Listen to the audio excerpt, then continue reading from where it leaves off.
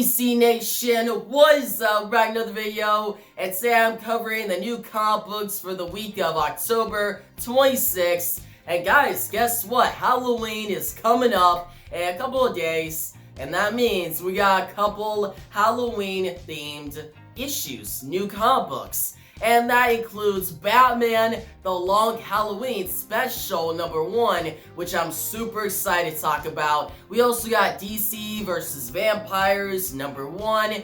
We got Task Force Z #1. And those are like the Halloween themed comic books. Then we got our main issues like Robin, Aquaman The Becoming. We also got a new Green Arrow and Aquaman team-up book, Deep Target. We also got Deathstroke. There was a lot of great comics this week. I really enjoyed reading them all. And yeah, let's get into it. First off, we got my most anticipated book going into this week.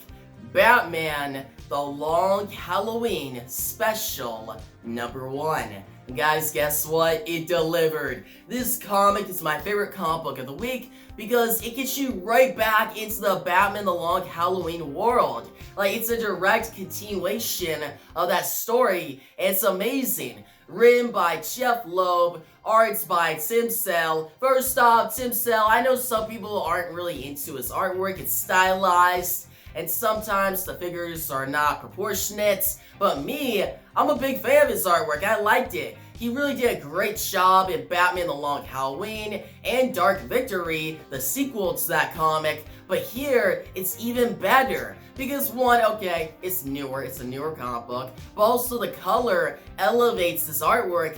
And Tim Sale, he still kind of remains the same. He still has really good sequential artwork. He still makes great action sequences. He still makes cool splash images that just hit you. Like, anytime Jeff Loeb's script needs like a boost, like, oh, this is a big moment, Tim Sale takes over and makes an awesome splash image. And when you just read it, it's usually like, okay, simple dialogue, and you have one character and a pose, and it gets you hyped.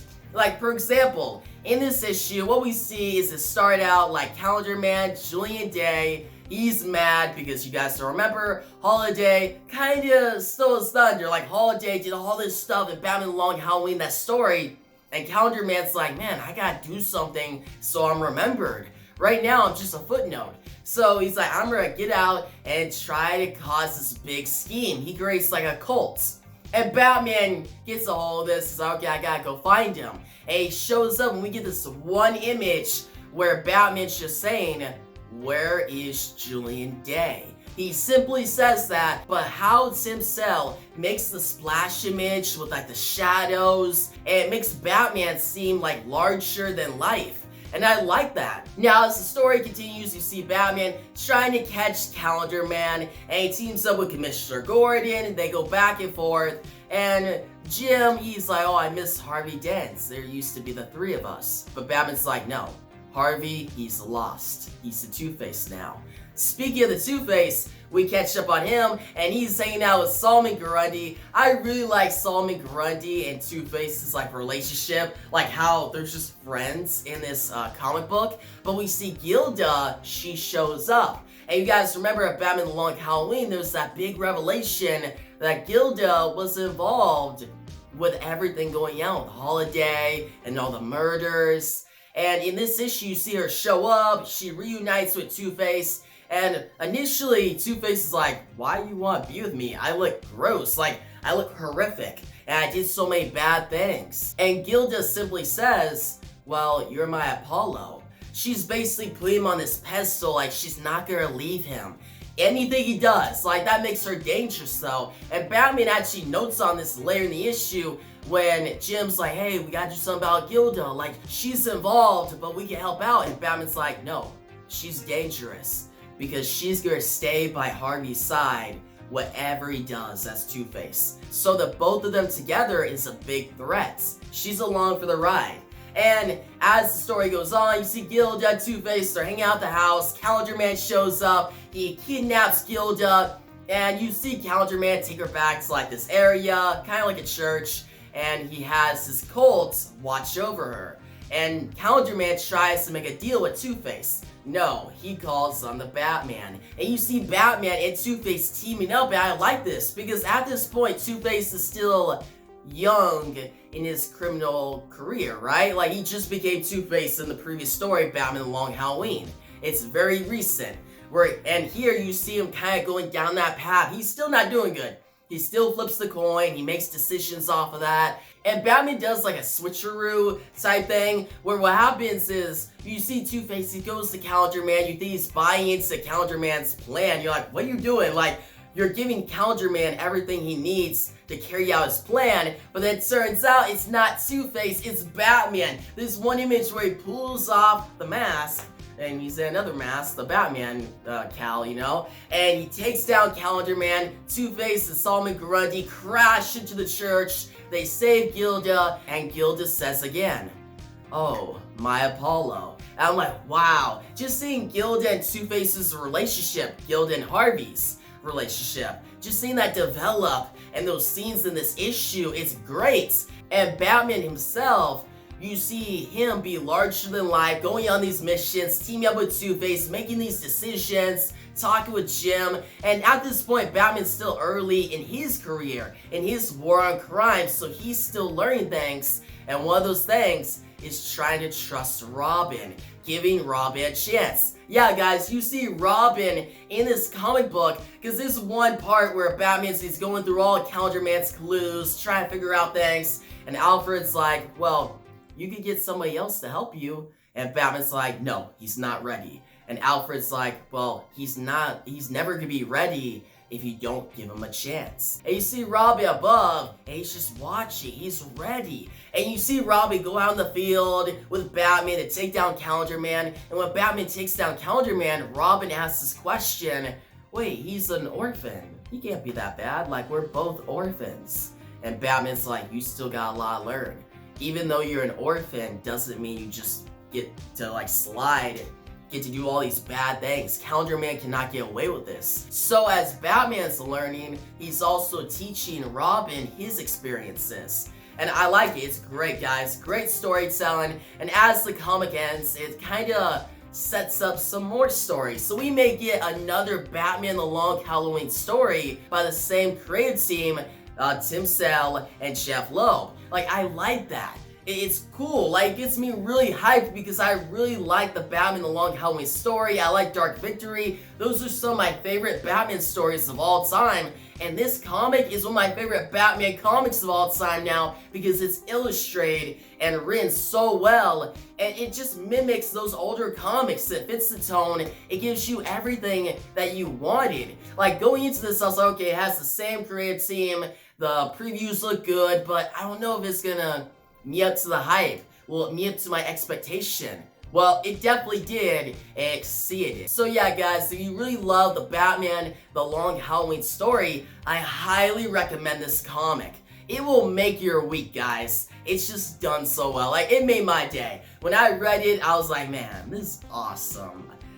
I'm surprised we got it, but I'm happy we got it. Alright, guys, I've been talking about this comic too long. We gotta get to the next one. Next up on our list, we got Task Force C #1. This comic is another one that exceeded my expectations. Going into it, I was like, alright, we got Red Hood leading a team of villains who are zombies against some villains. Alright, it could be fun, but I wasn't expecting that much. But I ended up really liking it. Like, it's executed and written so well by Matthew Rosenberg, and I like it. It's good. Now, the artwork by Eddie Barrows is even better. Like, Eddie Barrows always does a good job. Like, his artwork just strikes. Like, when his artwork is in a comic book, I get hyped, especially when it's in a dark comic book.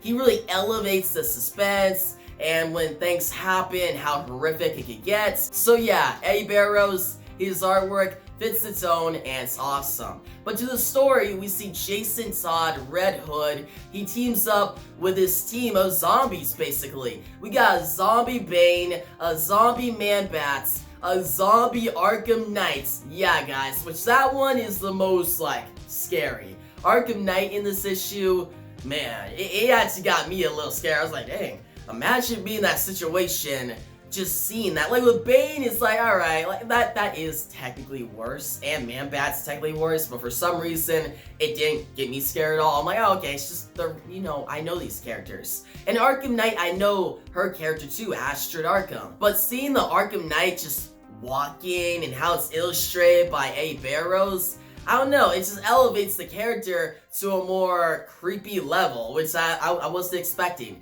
Now, another character in the team who's not a zombie is Mr. Bloom. Yeah, Mr. Bloom is back. He has not been in comics ever since his debut in Scott Snyder's Batman run in that super heavy storyline. Which that storyline, I know gets a lot of flack. People are like, oh, that's Scott Snyder's weakest storyline. I actually really enjoyed it. I liked it. And Mr. Bloom was an awesome villain. I liked him, and he's good here. Like, he has certain dialogue that I was like, okay, that's funny, and it's good for the scene. And his back and forth with Jason Todd, Red Hood, is well done. And yeah, the overall issue is good. It sets up a great story going forward, and the cliffhanger gets me hyped. Like, Jason is in a bad situation. How about that? But yeah, guys, on to our next comic of the week. It's gonna be Robin number 7.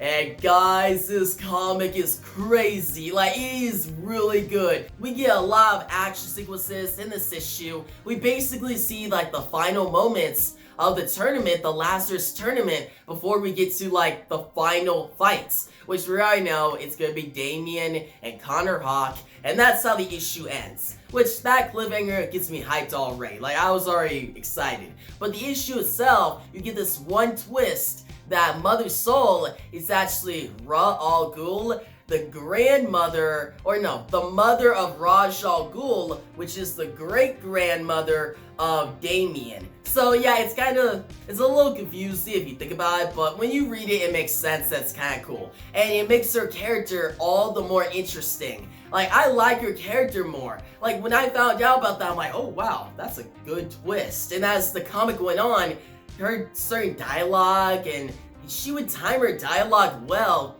and make the scene kind of get elevated. I like her interactions and back and forth with Damian. Speaking of Damian, he has a lot of good moments in this issue. Joshua Williamson writes them so well. And his fights with like Ravager, well, he doesn't fight Ravager, Respawn. His fight with Respawn at the beginning is awesome, and then he fights off with Flatline, which that fight actually brings the story full circle from issue number 1, because Flatline is about to kill him. She goes to reach for his heart, and Damian, in this awesome image, drawn by Gleb Melnikov. Guys, Gleb Melnikov, do I really need to say it? His artwork is phenomenal. He nails it. But we get this awesome image of Damian catching the arm, and just then taking her out, killing Flatline.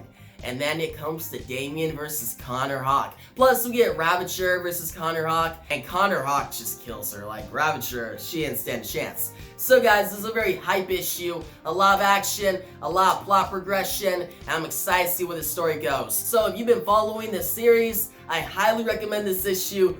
Don't miss on this. Like, this is one of Joshua Williamson's best issues on this series. Speaking of Joshua Williamson's series, well, how about Deathstroke number 2? This comic, it's not as good as Robin number 7, but I still really like it. The artwork by Howard Porter is very dynamic and action-packed, and actually, this entire issue is just double-page spreads. That's it. There's not a single one page in this issue. It's all double-page spreads that get you hyped. And yeah, we see Cyborg Superman. We get this one character, Weird, that's his name, that is like a character from another dimension that I feel like Joshua Williamson is setting up for like Infinite Frontier or whatever he's doing with the entirety of the DC universe. But I kind of felt like that was out of place, but I was kind of intrigued at the same time. So I feel like different people will look at this character Weird and either be like, oh man, this character is just put in here for like future stories, or like me, they may be like, okay, I kind of don't like it, but like the name is terrible, but the character himself is kind of interesting. Like, this is one double page spread where he's finally free. You see like boom, and you see all these images across the DC comic line. I'm like, man, that's pretty dope. Like, I like it. Now we also see Deathstroke, he's the main character, with Black Canary and the new Toyman in this like Batman costume. Yeah, not Batman costume, like Batman armor, which I thought that was super dope. But they're in space, fighting against Cyborg Superman, carrying out this mission for the Trust organization. And yeah, it's action-packed, it has like plot that progresses, it's very well done, I like it. And the cliffhanger with Cheetah gets me really excited for next issue. Now, is this comic reaching up to my expectations of the series? Not yet, it's still just like a solid series. It's not Joshua Williamson as best. Robin is that. But this series, Deathstroke, it still has some flaws, mainly in like dialogue and pacing at times, but as the series goes on, I hope Joshua Williamson just takes care of that and takes the story in a really awesome direction. I'm trusting him for now, and yeah, if you like the previous issue, I recommend this one. Next up, we got Detective Comics 1044, and this issue is written by Mariko Tamaki, art by Dan Mora. Guys, you already know, Dan Mora's artwork is phenomenal, it's really awesome. Like, every time he's on a comic book, I get excited. So yeah, he delivers some really cool pages and double page spreads in this issue. But to the story, this is a Fear State tie-in that really isn't really a tie-in. Like, it ties into the overall story that Mariko Tamaki is telling, but if you don't know nothing about the Fear State events, you could just jump in. Like, you could just jump into this comic, and that's what I like about it. Also, this whole issue, you see Nakano, he's in trouble, he's surrounded by all these vile parasites, and Batman goes in these tunnels and tries to save them. And you see this back and forth conversation and kind of like argument with Batman and Nakano. Nakano's like, oh, just go get the magistrates, they can save me. And Batman's like, no, you're gonna send all those men to their death maybe? Like, this is the dark. They won't find their way, and by the time they get here, you'll probably be dead. I'm your only person who can save you. I'm your lifeline. That's what Batman is. If you guys don't know Nakano's character, ever since issue number 1027, Detective Comics, in that story written by Mariko Tamaki, which was actually her first story for this run, you saw why Nakano hates vigilantes and the Batman because his cop partner died in the Joker War, and Nakano blames Batman. And you see that whole character arc come full circle in this issue, and I like it. It's really well done, well written. Mariko Tamaki brings it around, and the cliffhanger is crazy, guys. You see Nakano actually get attacked by these vile parasites, and it has a horror vibe to it. It really kicks up the suspense, and it gets you on the edge of your seat when you're reading it. And by the end of the comic, where Batman's just trying to save him, Batman finally made it, but Nakano may be dead. And Batman's like, wake up, wake up. And I was all like, oh, please don't end. I hope the issue's not gonna end, and it did. The issue ended. And I gotta wait another month. This is one of the best Detective Comics issues in a while. The artwork, phenomenal, and the writing, phenomenal as well. It all comes together. So yeah, guys, if you've been reading Detective Comics, if you like Nakano's character growth, if you want a good Batman horror comic actually, then I highly recommend this issue. Next up, we got Harley Quinn, number 8. This is another Fear State tie-in. And guys, first off, Riley Rosmo's artwork, I actually really like it in this issue. It fits the tone, it's crazy, and the story itself is crazy. So yeah, this is one of those cases where I'm like, wow, Riley Rosmo's artwork is actually phenomenal. And I know people like his artwork, but for me, I'm not really into his style. I like stylized artwork, but sometimes Riley Rosmo takes it too far. But in this case, it actually works. So yeah, props to him. But now to the story. We see Harley Quinn reunite with Poison Ivy. You see their relationship, that whole background. And then you see Catwoman in this issue a little bit, the Gardener. And you see them all fight off against like this one team of villains. Just random, generic villains. led by this one guy named Keepsafe, I think. It's just some crazy stuff that fits the Harley Quinn book. A lot of action, a lot of good dialogue from Harley Quinn, and cool cliffhanger. Also, we see Hugo Strange burn all the evidence of his previous plan. Like, he kills all of his employees. He's in like the Batman costume, and he shoots like not batarang, but grappling gun. He shoots a grappling gun, it just takes off. He's like, everything I did before, burn it away. Let's wait out this whole Fierce Day event, and then I'll plan my new stuff. I'll do something that Harley Quinn cannot stop. I'll do something crazy, which that gets me excited for the future of the series. I really like Hugo Strange in this story. I like his whole dynamic with Harley Quinn, and Harley Quinn herself, she has a good dialogue and a good character arc going on. So yeah, if you guys been liking this series, if you just want crazy Harley Quinn story, then I highly recommend this issue. Now guys, next up we got Deep Target #1. This is the Aquaman and Green Arrow team-up book, and I gotta say, it is awesome. I really like it. First off, the artwork by Ronan Klinkwetz is really good. It fits the tone, and I really like how Ronan Klinkwetz draws Aquaman and Green Arrow, especially because their roles are switched in this issue. Yeah, guys, what happens as the issue begins, you get introduced to this character called Mr. Anderton, who he's gonna be the villain. Like, you have this whole setup, and the ending of the issue kind of sets it up a little bit, but it's a good opener. But then you see this Green Arrow type character dive into the water, go to Atlantis, take down some guards, and I'm like, okay, why is Green Arrow doing this? But turns out it's Aquaman. He can swim still, but he just goes off of bow and arrow. Like, he's the Green Arrow now. And you see that Oliver Queen, Green Arrow, he's in the place of Aquaman. He's on his throne. He has the trident. And you see Aquaman, he walks in the Green Arrow costume. He gets his bow and arrow ready. He's like, get off my throne. And Oliver's like, hey, I don't even know what's going on too. We gotta talk about this. I don't want fights. And it leads to them teaming up. You got Aquaman in a Green Arrow costume teaming up with Oliver in an Aquaman costume with a trident. It's crazy, but super creative, and it got me hooked, guys. And now they're gonna fight off against this villain who's kind of unknown right now. Like, you have some background on him. Like, yeah, he shows up in the beginning of the issue, and you get some tease of him at the end, I think. I think that splash image is in the same area that was at, like, previous pages in the issue. Like, it's a little confusing at times because it goes back and forth, but I'm not gonna call it a flaw, because it's kind of like, okay, they're setting up some things, they're trying to keep it a mystery. So if the payoff is good,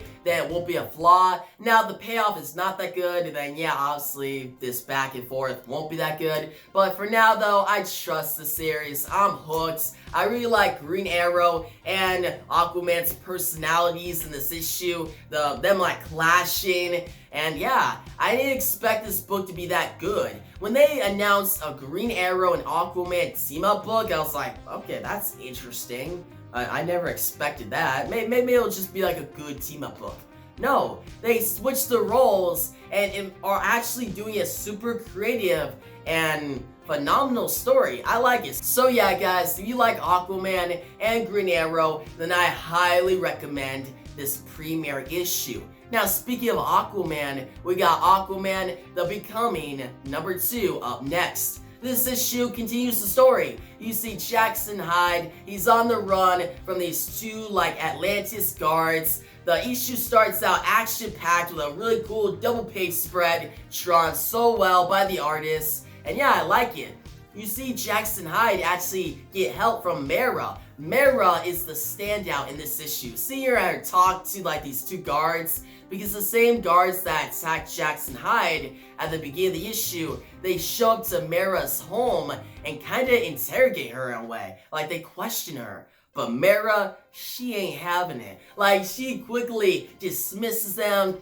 She hears in on their conversation and she gets Jackson to safety. And then we see like Jackson's mother, she gets in trouble, but she handles herself good as well. She handles the two guards. It shows these two guards of Atlantis kind of suck at scheming. They can't take down Mara or Jackson's mother. So imagine when actual Aquaman shows up, man, they're gonna be done for. Well, actually, Aquaman doesn't even need to show up. Jackson Hyde can handle the situation on his own. But still, we get like a cliffhanger where Jackson Hyde, he's in a boat, he made it to shore, and he's bleeding out in a way. But I'm pretty sure he'll be fine. He'll be back stronger next issue. But I gotta say, the story so far is keeping me hooked. I'm invested, I like it, and Jackson Hyde, as a character, I'm happy he's getting the spotlight he deserves. And yeah, guys, I highly recommend this if you like the previous issue. Last on our list, our last new comic book of the week is DC vs. Vampires #1. Written by James Tynion IV and Matthew Rosenberg. Art by Otto Skimmett. Right off the bat, you already know Otto Skimmett, one of the best artists at DC in my opinion. I really like his artwork. He really was the best in the Green Arrow run for DC Rebirth.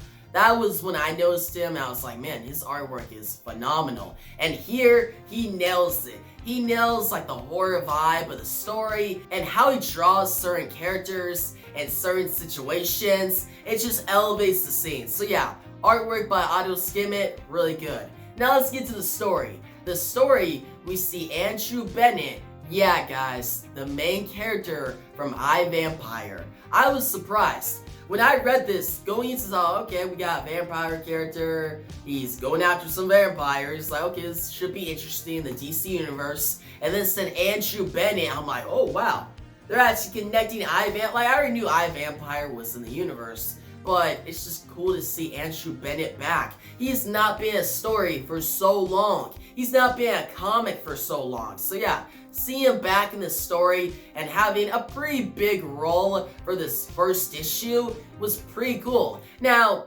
spoilers, he dies by the end of the issue. What we see is he shows up, because what happens is he shows up to the Legion of Doom and finds them all like dead and turning into vampires except for Lex Luthor.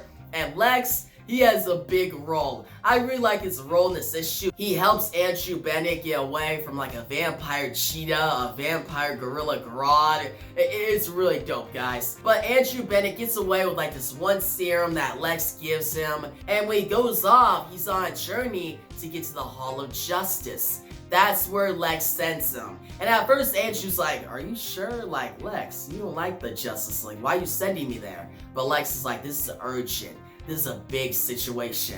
And Lex, he dies. He doesn't make it. But Andrew Bennett, he goes off, and you see on his journey that other characters in the DC universe are vampires. They're in disguise, like Green Arrow. Green Arrow has been gone for days because he's a vampire now, and he's under the authority of the vampires. So yeah, Andrew Bennett, he goes off, he makes it to the Hall of Justice, he runs into Hal Jordan, the Green Lantern, and one of the Wonder Twins, Zon. And at first I'm like, okay, Hal's gonna help him out, learn the whole story, and he does. He learns it. You see all these sequences, the Legion of Doom, and how they turn to vampires. I'm like, okay, so it's Andrew Bennett and Green Lantern teaming up. Nope, Green Lantern is actually a vampire in disguise, and he ends up killing Zon, one of the Wonder Twins, in one of the most horrific ways I've seen a comic book. Like, it's not, well, it's dark, but it's not illustrated in a dark way, it's just messed up when you think about it. Green Lantern puts Zon in a blender and turns just totally blood. And he drinks it like he's a vampire, guys. So, Hal does that, and when he does, he just laughs it off, and Andrew's like, whoa, I'm a vampire, and I think that's messed up. If I'm thinking that's messed up, then that's really messed up. And I like that dialogue. But Hal then ends up like burning Andrew to death. Now the one character who knew about the vampire's plan is dead. But there's a twist. Andrew Bennett actually sends out notes talking about a story to Batman. At the end of the issue, Alfred gives it to Batman, and Batman's like, alright, let's do this. We gotta actually stop these vampires. And Alfred's like, one more thing. He said this serum, this blood serum that Lex gave him. So Lex Luthor might just save the world. And that's how the comic ends. This entire premiere issue is all set up, but it sets up the story for an awesome maxi series. Yep, this is gonna be a 12-issue series, and I'm hyped for the next issue. If you guys like vampire stories, especially vampire stories that include Andrew Bennett and Batman, I highly recommend this issue. This is another comic that I did not expect to be this good, but it surprised me and I ended up really liking it. So yeah guys, that's gonna close out our new comic book reviews of the week. All these new comic books, it was a great week, but hey, we were just talking about vampires and Batman. Well, this week for our back haul pull, I got a good one. Batman and Dracula, Red Rain, the graphic novel. Guys, this is the perfect Halloween comic, and that's why I chose it for our back haul pull this week. It's written by Doug Mowick, and we also got good art in here. Like, the art is horrific, guys. So, not horrific in a bad way. Like, it fits the tone, it fits the horror tone, and I like it. And you guys already know, like, Batman, Dracula, they fight in this comic. You see, in this story, you see Batman basically being a detective. He's looking into crime, he's looking into these cases, he's investigating, and it leads him to this woman named Tanya, who's connected to Dracula. And Batman, he gets bit, and he becomes a vampire, and he ends up fighting Dracula in an awesome action sequence. Like, it is super dope. It got me hyped when I read it, and how the comic ends with Batman coming back to Alfred, and Alfred's still like normal. He's still normal, but Batman's a full-on vampire now, and this comic sets up some sequels going on. Those sequels are actually really good, and I do plan on covering them on the channel eventually, but this comic, I highly recommend it, guys. Like, come on. Vampires, Batman, Dracula, the woman Tanya, she's a great character. The artwork, really good. Like, there's so many things that make this a good recommendation. So yeah, guys, that's gonna be the back haul pull for this week. I wish you a happy Halloween. I hope you guys have a really fun Halloween. I'm excited. Like, I have some good plans. And yeah, you guys like the video, give a big thumbs up. New channel, make sure to subscribe, hit the notification bell so you don't miss out on my next new comic book review video. And make sure, comment down below your favorite new comic book of the week. Also, tell me what you think about Batman, Dracula, Red Rain, that whole entire story. And please, give me a like, guys. It's 12 o'clock at night. I'm filming this for you, and I really appreciate it. So yeah, guys, thanks for watching, and peace out.